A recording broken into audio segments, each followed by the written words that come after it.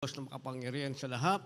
Aming pinakamamahal na Panginoong Hesus, Diyos na banal, sa pagkagalit sa kahabagan, sa pangunang panalangin po, aming beloved Honorable Evangelist Weldy Almeida, End Time Prophet, Lord God, maraming salamat po sa paglangis mo sa bawat bahagi na iyong banal gawain na tapos na tigit, sa pagkilos mo mainam sa aming kalagitnaan sa iyong Santong Espiritu nagbigalak sa mga puso, at bagong lahat kami po'y nagpakumbaba, lalo bang lingkod sa aming nagawang pagkukulang, pagkakamali, pagkakasala, kabagan mo kami at patawarin, lubos-labis po kami nagsisi, at sa aking mga labi, Lord God, ikaw po maglagay ng mga katagan na dapat bigkasi, ikaw aking nasahan, buksan mo pong pangunawa, kaisipan ng bawat napakinig, at patuloy mo kaming samahan ng iyong kapangyarihan sa pangalan ni Jesus. We bind the power of darkness and send doubt, Satan cast out, be bound into hell, and be there forever in the name of our dearest Jesus will pray. Amen and amen. Everybody say, praise the Lord. Una tigit sa lahat, ang pinakamataas na pagpupurit, pasalamat, kaluwalhatian at kadakilaan ay tangi lamang sa ating Diyos na buhay at makapangyarihan walang iba sa ating pinakamamahal na Yesu Kristo. At ako po'y nagpaabot ng dobling paggalang sa ating pong beloved Honorable Evangelist Weldy Almeida, the end-time prophet of our loving God. At patuloy po ang ating pag-alala kailanman ay hindi natin malilimutan ang mga aral at turo na iniwan ng ating beloved Armastan Pastor, our beloved Mama Dear. Apo'y nagpabot ng pagbati paggalang sa mga beloved children ng ating beloved parents in the Lord. At magandang hapon po sa inyo lahat, sa lahat ng ating pinagpalang mga baguhan at sa lahat ng ating viewers sa ating live webcast. At sa araw na ito, ating tatalakayin, something to hide. Something to hide, sa Tagalog, bagay na dapat itago. Basahin natin ang ating teksto. Sa mga awit, 119 talatay 11, talon sa 16, ganito po ang pagkasulat. Ang salita mo'y aking iniingatan sa aking puso, upang huwag akong magkasala laban sa iyo. 16, ako'y mag-aliw sa iyong mga palatuntunan, hindi ko kinalilimutan ang iyong salita. Dito po sa mga Kawikaan, 28 talatay 13, ganito rin po ang pagkasulat. Siyang nagtatakip ng kanyang pagsalansang ay hindi giginhawa, ngunit ang nagpapahayag at nag-iwan ng mayaon ay magtatamo ng kaawaan. Amen. Amen. Palapakan po natin ng sabay-sabay ang ating mahal na Panginoon. Lahat magsabi ng malakas na praise the Lord. Ang ating mabait sa langit na Diyos, ating pinakamalapit Yesu Kristo, ang magpala ng kanyang banal na salita. Something to hide, ibig sabihin bagay na dapat itago. Minsan, mga minamahal, nagkakamali tayo ng bagay nating dapat itago. Ang naitatago natin, mga minamahal, yung kasalanan na nagbubunga ng karamdaman at may kabayarang kamatayan. Kasi ang kasalanan, pag tinago natin yan, ayaw sa gusto natin lilitaw at lilitaw. Dahil may bunga nga yan na karamdaman, mga minamahal. Magtago ka ng kasalanan mo, ay isang araw, kahit ayaw mo, lilitaw yan. Pag lumitaw na ang karamdaman sa katawan mo, na bunga ng kasalanan. Kaso nakakalungkot pa niyan, mayroon ka pang kabayarang kamatayan. Pero something to hide, bagay na dapat itago, mga minamahal, sabi ng ating nabasa, ang salita mo'y aking iniingatan sa aking puso upang huwag akong magkasala laban sa iyo. So if you have something to hide, meron kang bagay na dapat itago, mga minamahal, ang dapat pala nating itago sa puso natin, ang sabi ng ating nabasa ay ang salita ng ating pinakamamahal na Panginoong Jesucristo. Pag ang salita ng Diyos ang tinago natin sa ating puso, mga minamahal, lilitaw ang bunga na ang nakatago sa puso natin ay salita ng Diyos. Sabi ng ating nabasa, pag nasa puso mo ang salita ng Diyos, diyan mo yan itinago, ang sabi, hindi ka magkakasala laban sa Panginoon. Bakit? Kasi tama yung bagay na itago mo, mga minamahal. Tamang bagay. Ang sabi ng verse 16, ako'y maaaliw sa iyong mga palatuntunan, hindi ko kakalimutan ang iyong salita. So pag ang naitago natin sa ating puso, hindi kasalanan, kundi salita ng Diyos ang sabi, maaaliw ka, magkakaroon ka ng kagalakan sa paglilingkod mo sa mahal na Panginoon. Sabi ng ating nabasa, sapagkat ito ay hindi mo malilimutan. Palakpakan muna natin ang ating mahal na Panginoon. Pero pagkasalanan ng ating itinago, mga minamahal, sabi ng ating nabasa, siyang nagtatakip ng kanyang mga pagsalangsang ay hindi giginhawa. Wala sa iyo ang pagginhawa. Masaya ka lang. Gawa ng kasalanan. Tago ka ng kasalanan.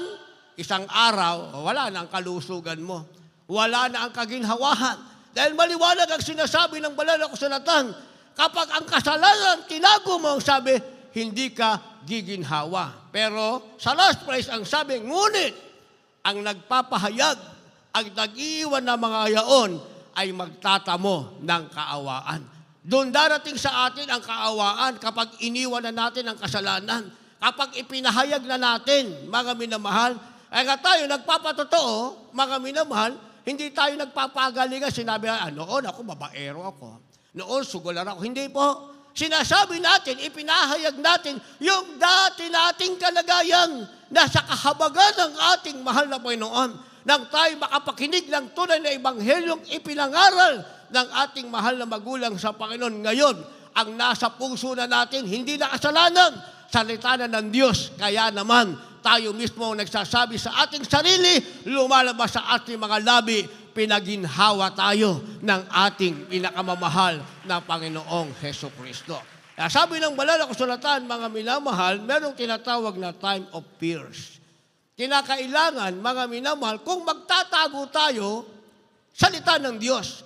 Dahil ayaw mo sa gusto, mga minamahal, the time of fears will come. Darating at darating ang sinasabing panahon ng pagkatakot. Basa.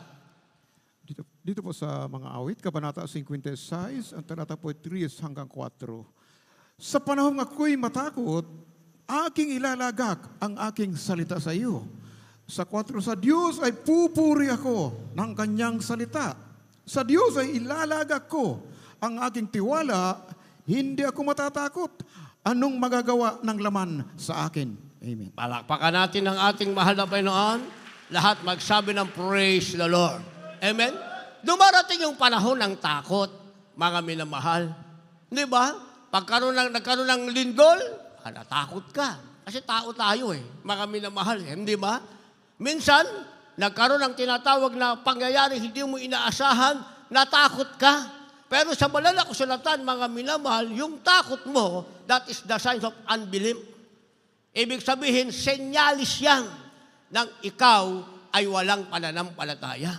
Dahil kapag tayo naglingkod sa Diyos at ang salita ng Diyos ay nasa ating puso, dumating man ang panahon ng takot, hindi ka natatakot, pero nagtitiwala ka sa ating pinakamamahal na Panginoong Jesucristo.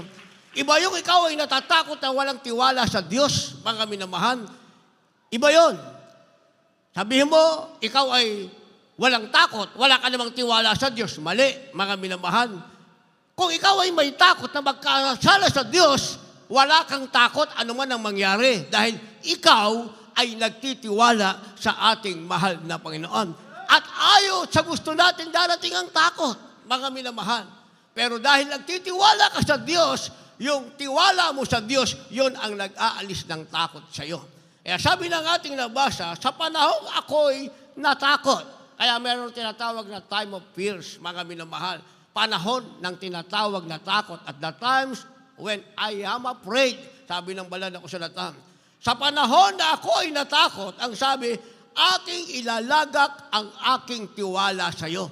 So pag naramdaman mong dumarating ang panahon ng takot, dahil ang salita ng Diyos, siya ang tinago mo sa puso mo, ang sabi, lalabas ngayon ang tiwala mo sa ating mahal na Panginoon.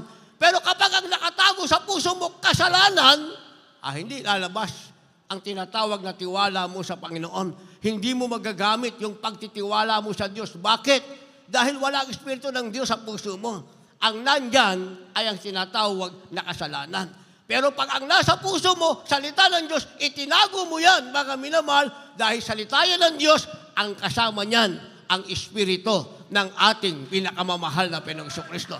Dahil nasa iyo ang Espiritu ng Diyos, pag dumating ang panahon ng takot, ang sabi, ikaw ay nagtitiwala sa ating mahal na Panginoon. Ituloy natin ang basa. Sa Diyos ay pupuri ako ng kanyang salita. Sa Diyos ay inilaga ko ang aking tiwala. Pareho lang ang sinabi. Magkaiba ng bersikulo, pero ang last phrase sinasabing, ang tiwala sa Diyos, yon ang ating kailangan pagdating ng sinasabing panahon ng takot, at ang tiwala sa Diyos ay darating kapag ang nakatago sa atin ay ang salita ng ating pinakamamahal na Hesus Kristo. Kaya merong sinasabing hidden danger, mga minamahal. Hidden danger, ang ibig sabihin nakatagong panganib. Ang panganib, nakatago lang yan. Hindi mo alam kung kailan darating sa'yo. Tingnan mo, minsan, hindi ba? Payapang-payapa ka, galing ka sa bahay-sambahan, tumawid ka, pagtawid mo, nasagasaan ka. O di ba? Yun ang sinasabing hidden danger. Hindi naman sasabihin ng panganib, oops, ito na ako. Sino ba ang panganib? Ang danger, yung panganib, walang iba yan, si Satanas lang ang gagawa niyan, mga minamahal. Ang Diyos, nakatingin lang pag merong panganib. Pag nakatago ang salita ng Diyos sa puso mo, nakatingin ng Diyos, ililigtas ka ng mahal na Panginoon sa panganib. Naintindihan natin. Paano ngayon kung ang kasalanan ang nasa ating puso, meron ang sinasabing hidden danger, mga minamahal. Basa. Dito po sa Aklat ng Mga Awit, Kapitulo 140, ang talatay 4 at 5 at 8. Ingatan mo ako, O Panginoon, sa mga kamay ng masama. Ingatan mo ako sa marahas na tao na nag-akalang iligaw ang aking mga hakbang. Ipinagkubli ako ng palalo ng silo at ng mga panali.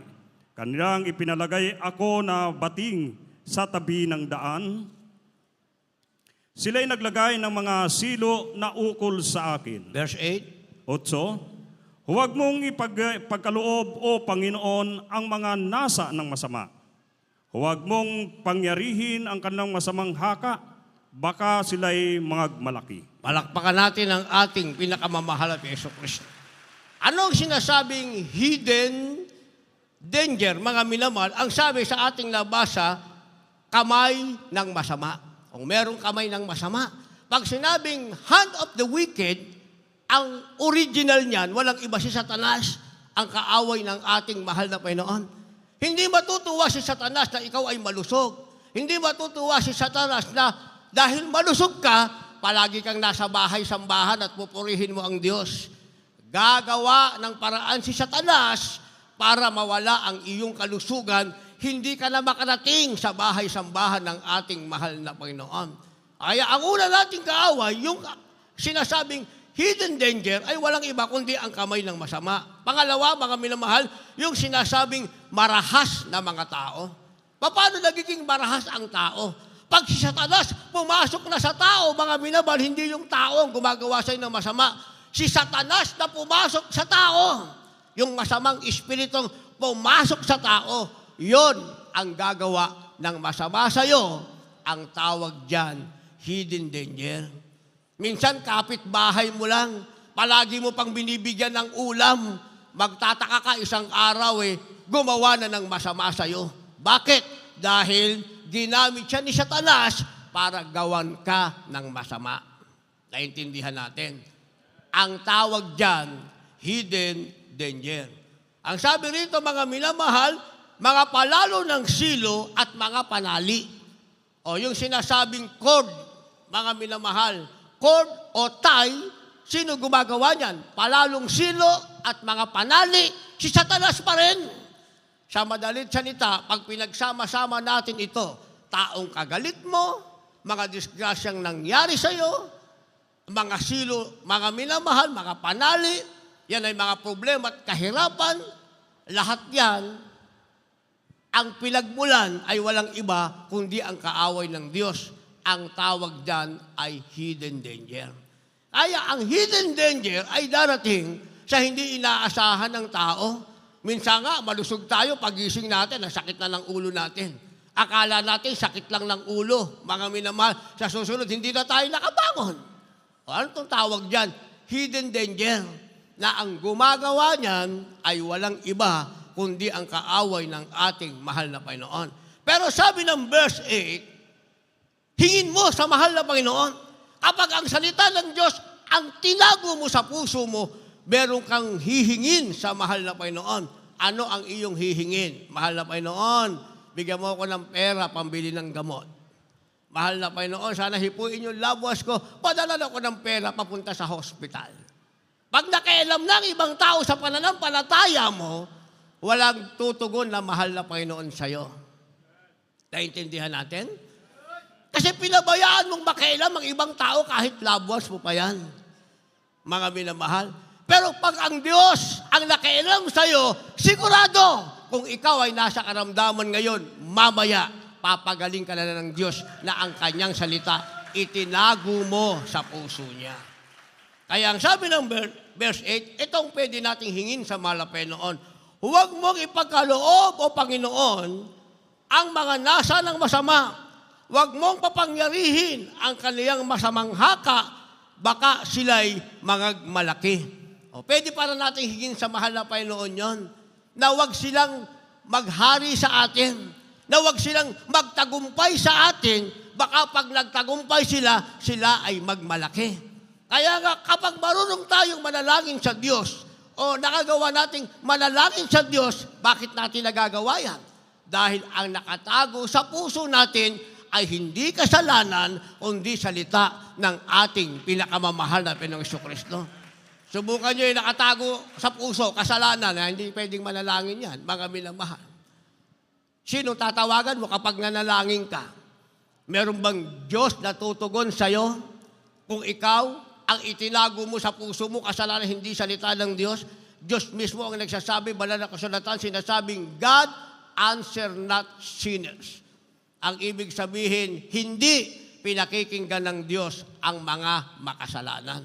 Sinong pinakikinggan ng Diyos, mga minamahal? Ang sabi, He that doeth my will, yung gumagawa ng aking kalooban.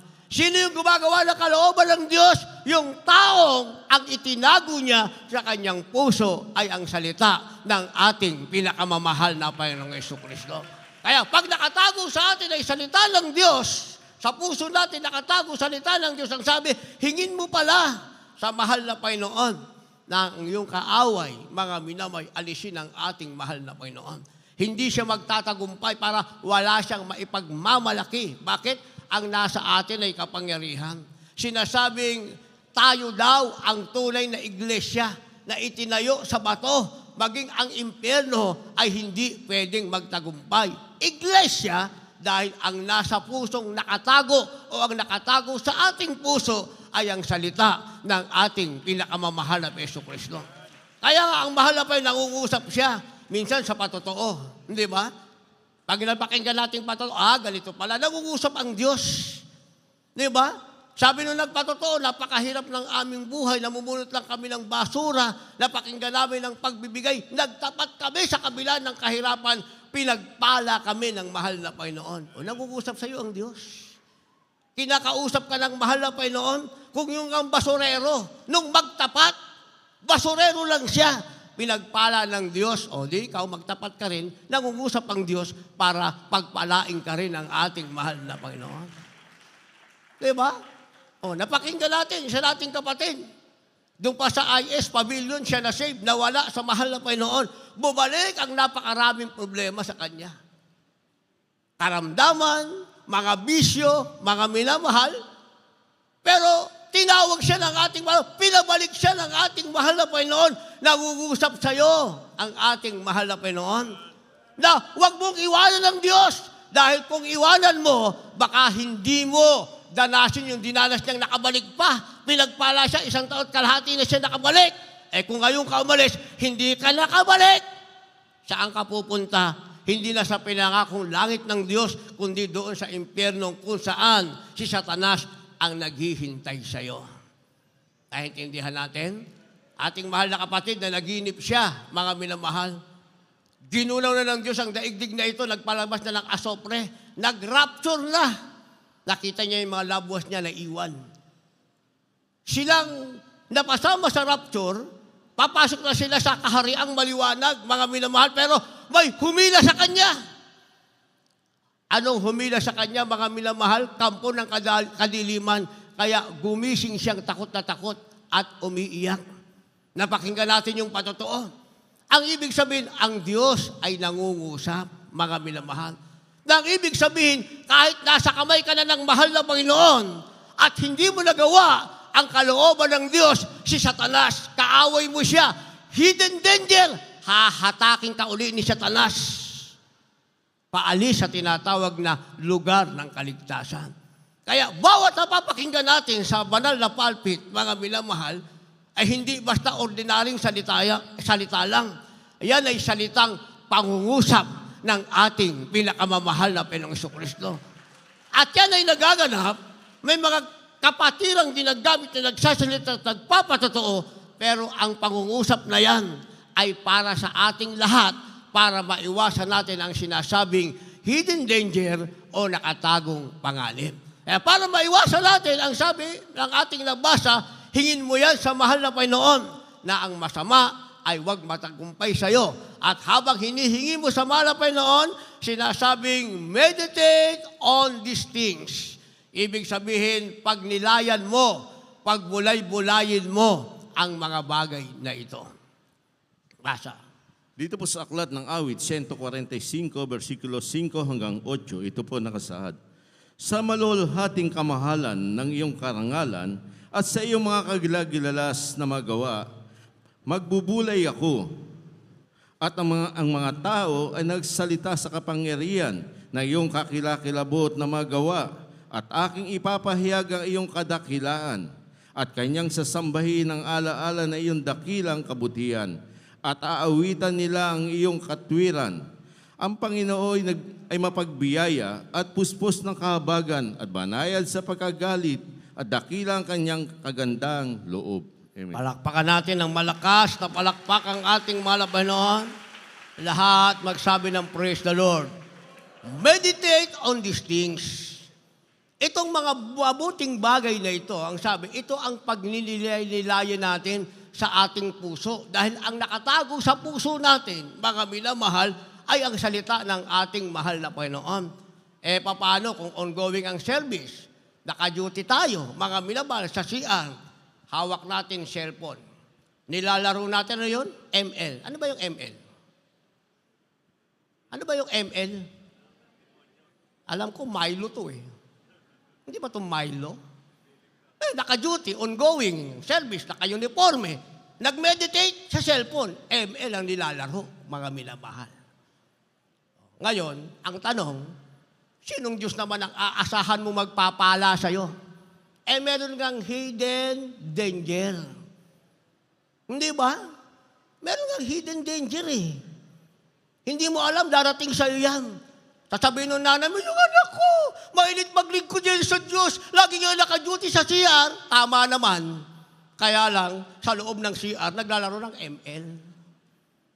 O, hindi ba? Kawawa yung nanay nyo. Alam ng nanay nyo, mainit kayo maglingkod sa Diyos. Yun ang alam ng nanay nyo. Pero ang alam ng mahal na nakita, ano ang ginagawa nyo. Naintindihan natin. Di ba? Tapos manalangin tayo, mahal na Panginoon, pag-graduated mo lang ako, bigyan mo ako ng scholarship. Sabi nung sa libutan, hindi ba? Ang Diyos kasi kahit hindi ka na humingi, gawin mo lang ang kalooban ng Diyos. Sa puso mo, itago mo ang salita ng Diyos. Sabi ng banal na kusatan, hindi ka pa humihingi. Binibigay na sa'yo ng ating mahal na Panginoon.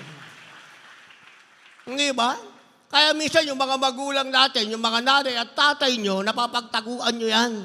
Pero ang Diyos, nakatingin sa inyo, mga minamahal. Di ba? Kaya, pag one member tayo, alam naman natin, dadating tayo ng maaga, magpupuri tayo. Abuti kayo, isang oras lang puri nyo eh. Kami, 3:00 pa lang na madaling araw, gising na kami, nagpupuri na kami. Mga minamahal.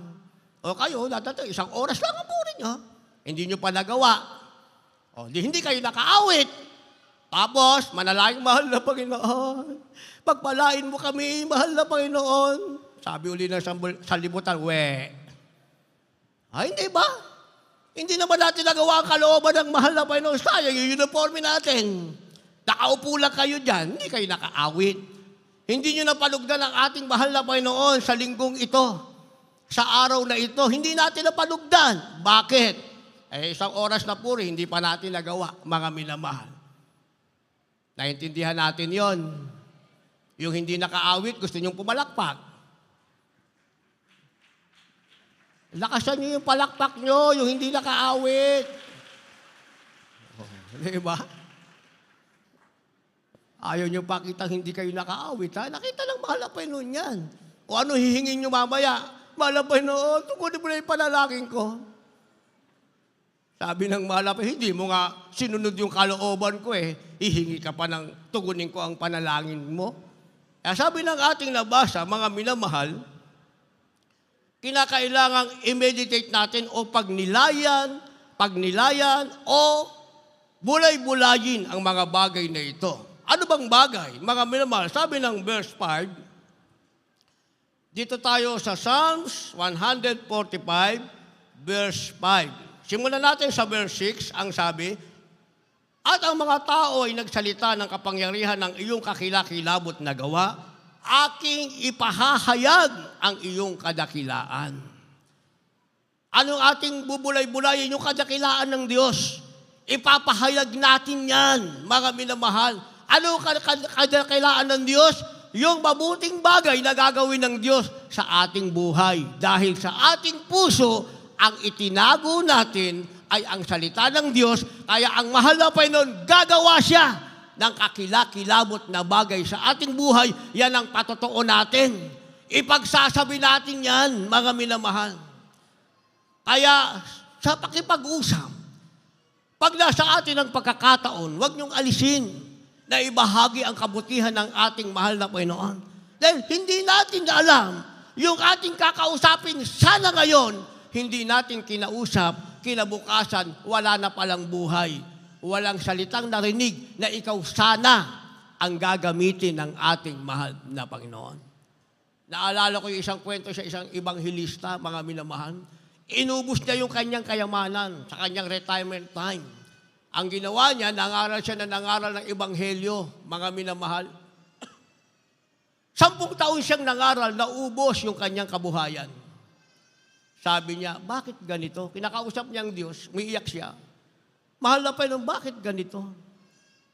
Akala ko ba kapag nangaral ako ng Ebanghelyo, maraming taong lalapit?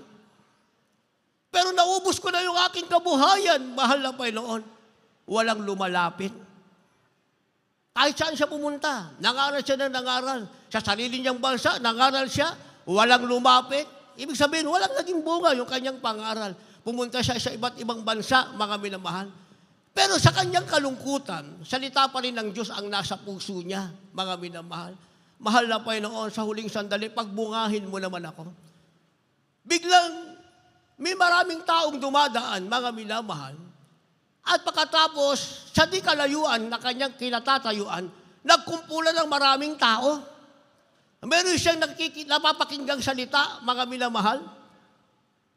Na-confuse siya ngayon, naguluhan siya, lumapit siya. Paglapit niya, mga minamahal, merong ibang hilistang nangangaral din, napakaraming tao. Ang napakinggan niya na nagbigay galak sa kanyang puso. Ano sabi niya? Ako isang taong makasalanan, ako isang taong mamamatay tao, ako isang notorious criminal. Nakapakinig ako ng Ebanghelyo ng kaligtasan nung aking napakinggan na pagkilala ko, meron palang Diyos sa langit na dapat kong paglikuran na nagbago ng aking buhay, nagpasagana ng aking buhay. Kaya bilang ganti, ako'y nangaral ng Diyos, ng salita ng Diyos. At pagkatapos, itong nagsasalita, binanggit niya kung ano ang pangalan na nangangaral ng salita ng Diyos. Yung taong malungkot na sinasabing sa kanyang pangangaral, naubos ang kanyang kabuhayan, ay walang naligtas. Meron pala isa nangangaral, mga minamahal. At yung nangangaral na yon ay maraming tao ang nakikinig. Bigla siyang napaiyak, mahal na Panginoon. Nalungkot ang aking puso, pero pinalitan mo ng kagalakan. Isang taong naging bunga sa aking pangangaral, sa kanyang pangangaral, maraming taong pinalapit ka sa iyong harapan. Naintindihan natin? And what is the reflection in the story? Ano ang reflection niyan sa istorya, mga minamahal? Hindi ba? Bisa sa paglilingkod natin sa Diyos, parang ang mahal na Panginoon ay malayo sa atin. Hindi. Habang ang salita ng Diyos nakatago sa puso mo, palaging malapit sa iyo ang Diyos, mga minamahal. Sa huling panahon ng iyong buhay na kailangan mo siya, akala mo wala ang Diyos, akala mo walang naging bunga ang paglilingkod mo sa Diyos, pero isang araw, aanihin mo kung anong itinanim mo sa harap ng ating mahal na Panginoong Jesucristo. At kapag umani ka na, mga minamahal, sagana, kulang ang iyong luha para sabihin, salamat sa iyo, mahal na Panginoon. Diba? Kagaya namin, hindi basta-basta. Ako sa pastoral, sabihin ko sa inyo, mga minamahal, siyempre may sarili akong business. Meron akong sariling boy, mga minamahal. Mga utusan namin yan, mag-deliver ka rito, mag-deliver ka rito. Ang sa akin, command ng command. Nung ako'y mag-worker, mga minamahal, hindi naman nila alam kung sino ako. Basta alam nila, ako'y dating may ketong. Hanggang doon lang ang patotoo ko, mga minamahal. Pagdating sa pastoral house, akong utusan doon, mga minamahal. Lahat ng utos nasa akin. Pero ang pagkakaiba ko, mga minamahal, dahil lumaki nga ako sa hirap, at para ako nakakita ng isang lugar na maliit lang pero masaya. Kaya lahat ng utos, ginawa ko yon, mga minamahal. O, saan ka makakita?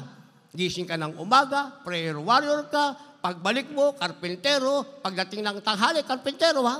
Tapos mag-igib ka ng tubig, mamalengke ka, maghugas ka ng plato hanggang 2:00 na madaling araw.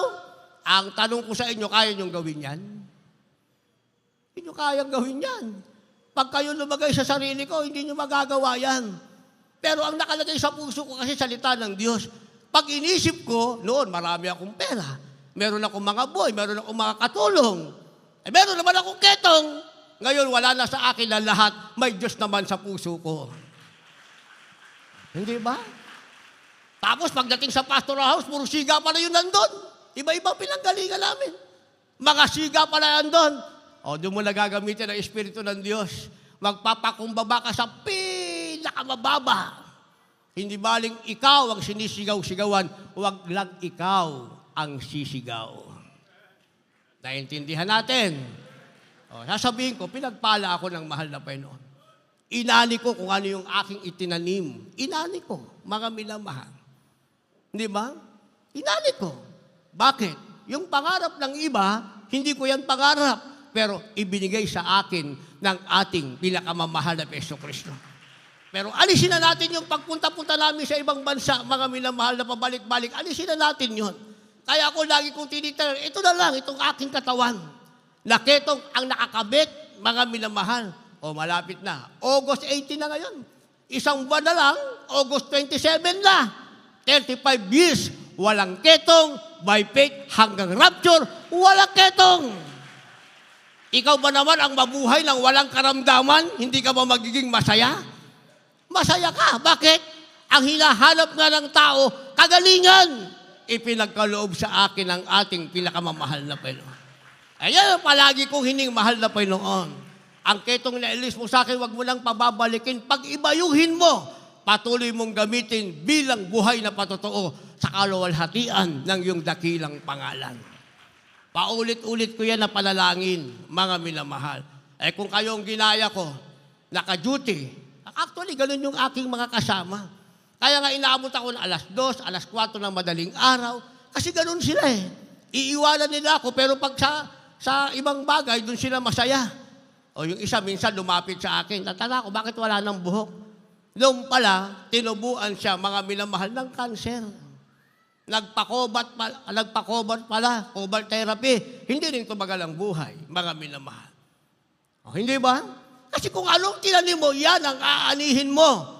Kaya magtanim ka ng mabuting bagay sa harap ng Diyos, itanim mo sa puso mo ang salita ng Diyos, aanihin mo lahat ng inilagay mo sa puso mo.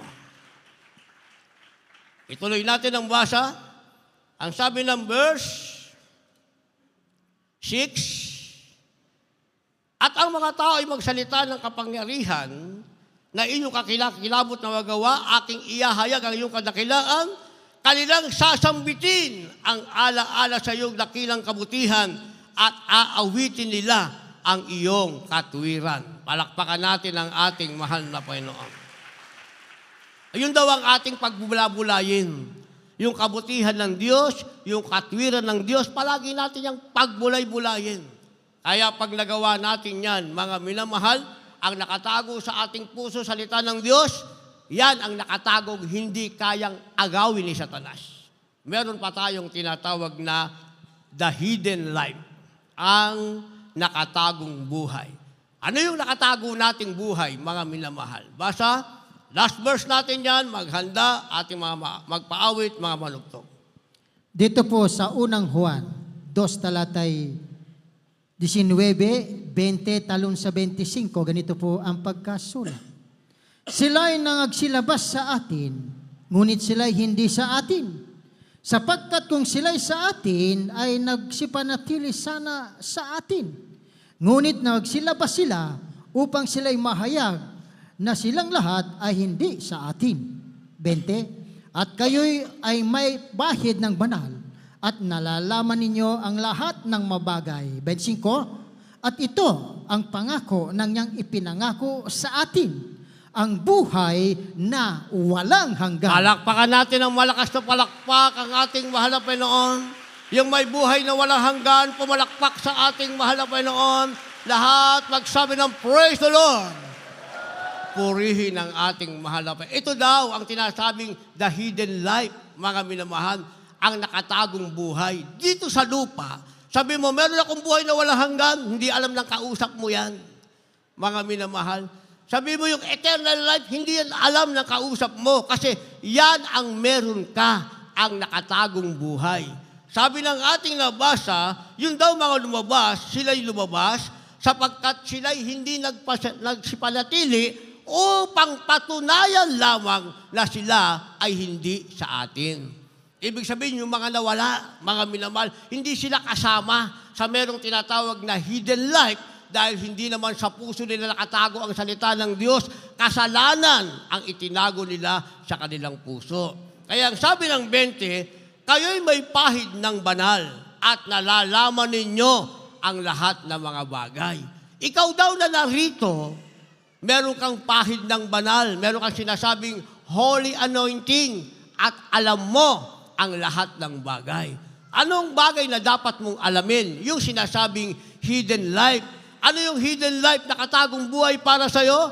Sabi ng ating nabasa, ito ang pangakong kanyang ipinangako sa atin, ang buhay na walang hanggan. Palakpakan natin ang ating mahal na Panginoon. Kaya dapat alam natin, meron tayong buhay na walang hanggan. Sinasabing hidden life. Hindi natin nakikita, pero may katotohanan, pagkatapos ng buhay natin dito, meron tayong buhay sa piling ng ating mahal na Panginoon. Yan ay bunga ng nakatago sa ating puso na salita ng ating mahal na Panginoon. Tayong lahat ay tumayo. Yung mga dala niyong baguhan, mga minamahal, dalhin niyo sila sa harapan kung gusto nilang magtago ng salita ng Diyos sa kanilang puso at hindi kasalanan. Dahil pag kasalanan nakatago, lalabas ang bunga niyan, nakaramdaman. Ayaw mo sa gusto isang araw, paggising mo, may karamdaman ka na. Sa susunod na araw, hindi ka nagigising, darating na ang kabayarang kamatayan. Pag meron tayong salita ng Diyos na katago sa ating puso, meron tayong buhay na walang hanggan. Tayo umawit, awiting kahit na anong mangyari.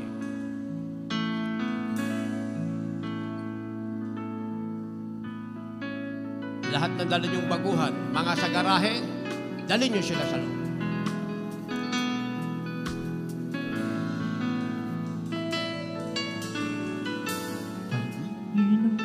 Salamat po. Panginoon, salamat po. Sabihin natin yan. At ako'y binago mo. Kung wala ka sa buhay mo, Wala ka sa buhay ko. wala na rin ang tulad ko. Wala na rin ang Ulitin natin yan. Panginoon, salamat po. Lahat tayo magpasalamat. salamat po. Ipanarin natin sa malapay. At ako'y binago mo. At ako'y binago mo. Hallelujah. Kung wala ka sa buhay, Kung wala ka sa buhay ko, sabihin natin, wala na rin ang tulad wala mo. na rin ang tulad. Second stanza. Tunay nga ang pag-ibig mo. Tunay ang pag-ibig mo. Sabihin natin, ang tanging kailangan ko. Ang tanging kailangan Hallelujah. Upang ako ay mabago. ako ay magbago Hallelujah. sa buhay mong Yes. gulo-gulo. Ang pag-ibig ng ating Diyos, yan ang kanyang salitang nasa ating puso, ating Kahit na kailangan. anong mangyari, Sabihin natin sa mga salitang yan, kahit na anong mangyari. pag-ibig ko'y laging sa'yo. Ang pag-ibig ko'y laging sa'yo. Hallelujah. Hindi ako magbabago.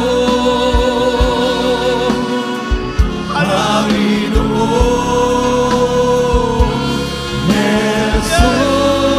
Hindi tayo dapat magbago kahit na anong mangyari. Kahit na anong mangyari, Sabihin natin sa mahal na Panginoon, pag-ibig ko'y laging sa'yo. Iparinig natin sa mahal na Panginoon. hindi ako magbabago. Panghawakan. Panghawakan mo Ulitin natin, kahit na anong mangyari. Hallelujah. at kahit na anong mangyari, Sabihin natin ang sabay-sabay. Hallelujah. Pag-ibig ko laging sa'yo. Hallelujah. Hindi ako magbabago, Panginoon Jesus.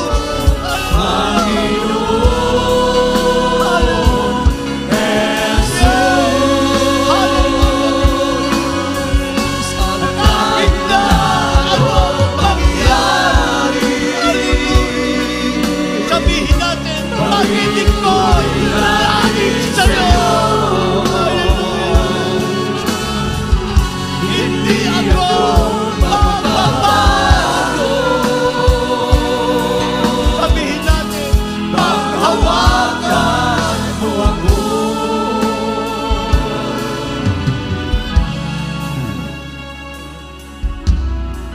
Kaya naman, kaya naman naririto. Hallelujah. Ang buhay na binago mo. Hallelujah. Hallelujah. Panginoon,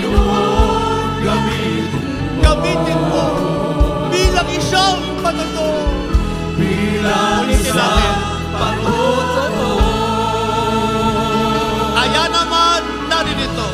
Kaya naman naririnig Ang buhay na binago mo. Sabihin natin, Panginoon,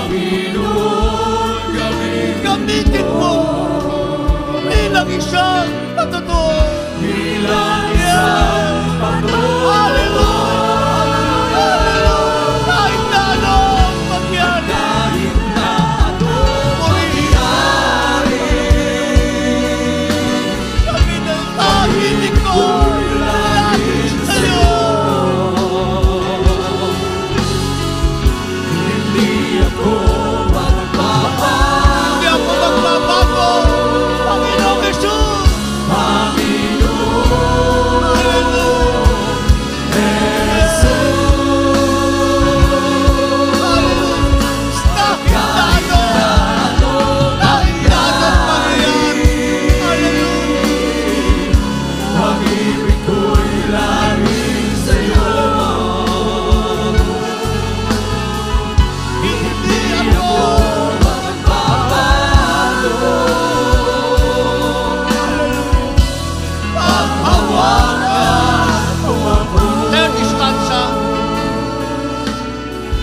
Kaya naman, naririto.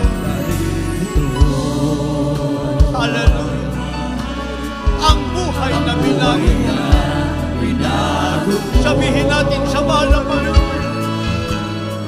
Panginoon, gamitin mo. Hallelujah.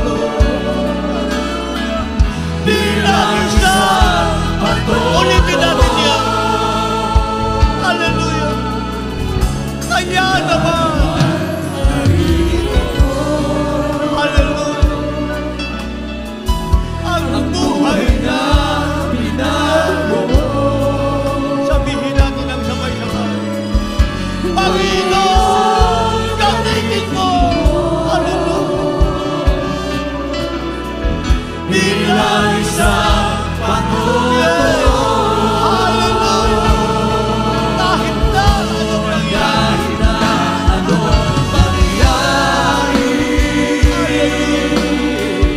Pag-ibig ko'y laging sa'yo, mahal ang Panginoon. Hallelujah. Hindi ako magbabago. Hallelujah.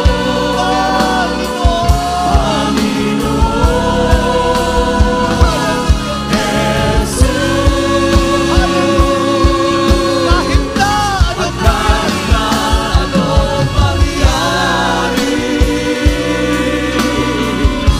Pag-ibig ko'y laging sa'yo. Hindi ako magbabago. Panghawakan mo ako. Kahit na anong mangyari. Pag-ibig ko'y laging sa'yo. Hindi ako magbabago. Purihin ang ating Diyos. Panginoon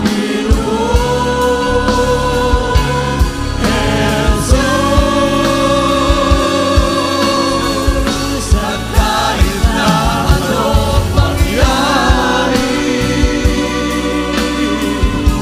pag-ibig ko'y laging sa'yo.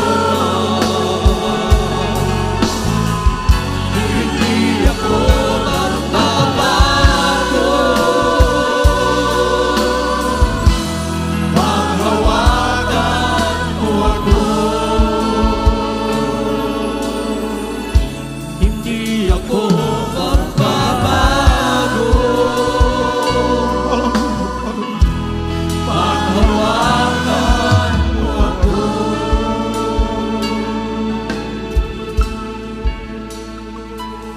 Purihin ang ating dakilang Diyos. Hallelujah. Hallelujah. Sa ating mga minamahal na mga bisita na magiging kapatid sa ating dakilang Diyos. Kayo po'y tunay na pinagpala ng ating dakilang Diyos. Sapagkat po alam namin na ang Diyos ang nagdala rito sa inyo sa tunay na iglesia. Kayo po'y saksi ngayon kung paano kumikilos ang mahal na Panginoon sa buhay ng bawat mananampalataya sa ministeryong ito. Inyo pong narinig ang mga patutuo, tanda, kababalaghan, at himala na katuparan na ipinangako ng mahal na Panginoon. Sa banal na kasulatan, kung inyong ibigay ang inyong buhay sa Kanya, isuko ang lahat ng sa ating mahal na Diyos, ikaw rin ay Kanyang pagpapalain. Ito ang mga reglamento o susi ng kaligtasan. Kailangan mo ang 4 na susing ito upang mabuksan ang pintuan sa langit.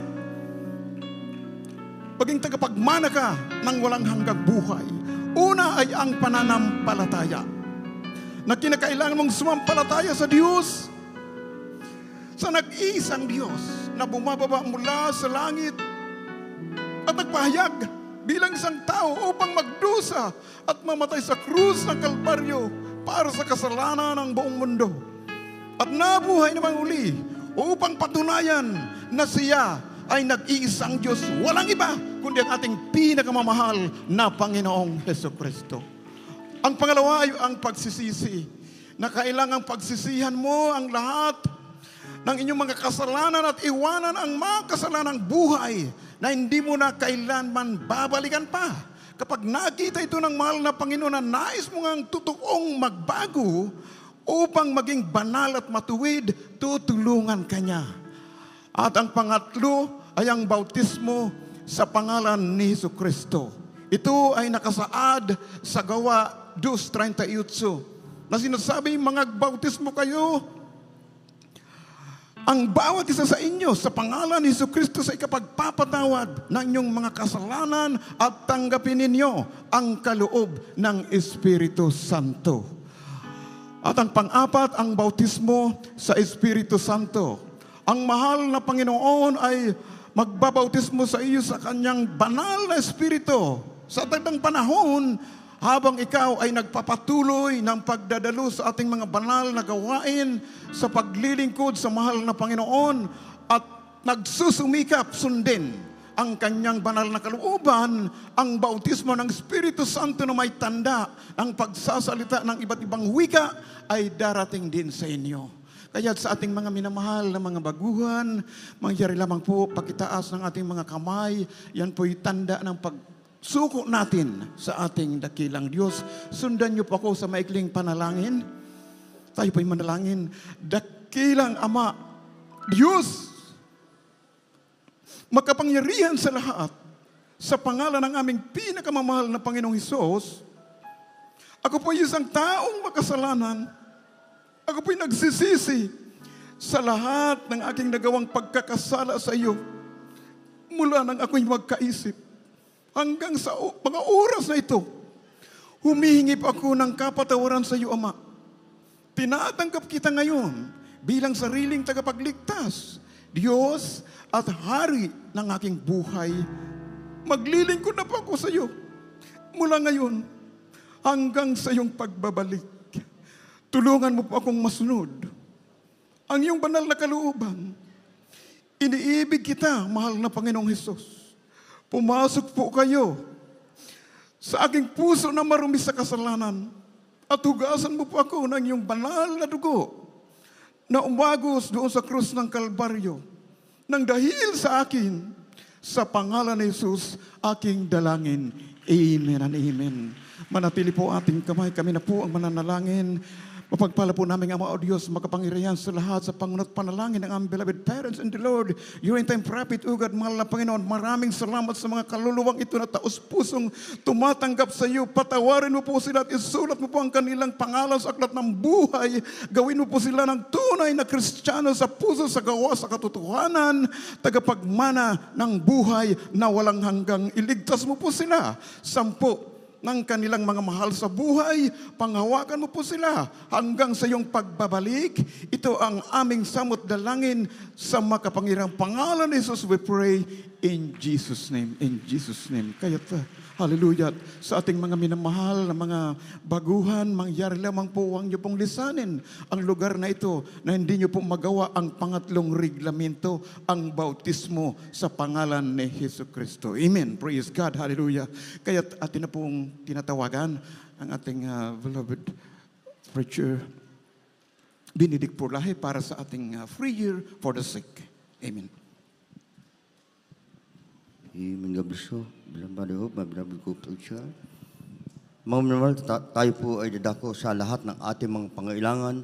Ating pong idulog sa ating pong dakilang Diyos, anuman mga kahilingan natin sa ating pong pinakamamahal na Panginoon, tayo po'y manalangin.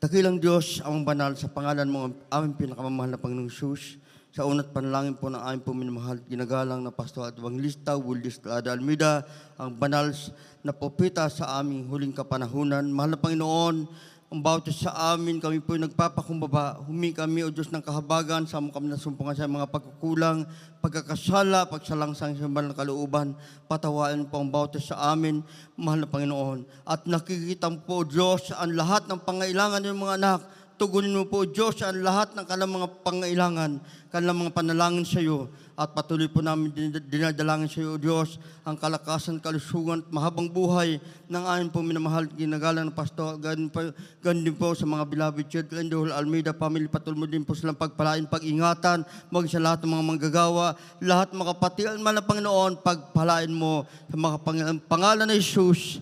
Amen. Hallelujah, mga minamahal. Hallelujah. Ipatong po natin ang ating mga kanang kamay sa ating mga ulo at ilagay po natin yung kaliwang kamay doon sa bahagi kung saan nandun yung kalamdaman, mga problema. Ito po palayasin natin sa mga pangalan na ating pong pinakamamahal na Panginoong Jesus. Hallelujah. Mga minamahal, halimbawa kayo may kalamdaman, sakit sa puso, sabihin nyo, demonyong kalamdaman, sakit sa puso, cast out in Jesus' name. Yan po sabihin nyo, mga minamahal. Sabay-sabay po natin palayasin, mga minamahal, lahat ng mga uwi ng kalamdaman sa mga pangalan na ating pinakamamahal na Panginoong Jesus. Hallelujah, hallelujah. O pong pagpala namin, Ama, Diyos na makapangyarihan sa lahat, mala Panginoon, sa unang panalangin ng aming minamahal, ginagal na Pastor Evangelista Willis Almeida, sa makapangyarihan pangalan mo, hallelujah, in the name of Jesus, hallelujah, sama-sama namin pinapalayas, lahat ng uwi ng karamdaman, katulad ng cancer, leukemia, diabetes, pagkapalas, high blood, hallelujah, hallelujah, be healed right now in Jesus' name, hallelujah, hallelujah, cast out, demonyong karamdaman, cast out in Jesus' name, problem be solved in Jesus' name. Vices began in Jesus' name. Hallelujah. Demons of carnality, demons of pride, being glorious out in Jesus' name. Hallelujah. Hallelujah. Be blessed in Jesus' name. Hallelujah. Hallelujah. Hallelujah. Mga minamahal, tayo po ay bilang ating taus-pusong pagkapasalamat sa ating pong dakilang Diyos, tayo po ay sumigaw ng 3 beses ng hallelujah, praise the Lord, kasabay pong paglukso upang yung masamang espiritu na pinalayas po natin, ito po ay hindi na po babalik. Amen. Sabay-sabay ito, mga minamahal, malakas pa yung masamang espiritu, ito po ay hindi na po babalik. Sabay-sabay tayo, hallelujah, praise the Lord, hallelujah, praise the Lord, hallelujah, praise the Lord. Ating palakpakan ng ating pong dakilang Diyos. Amen.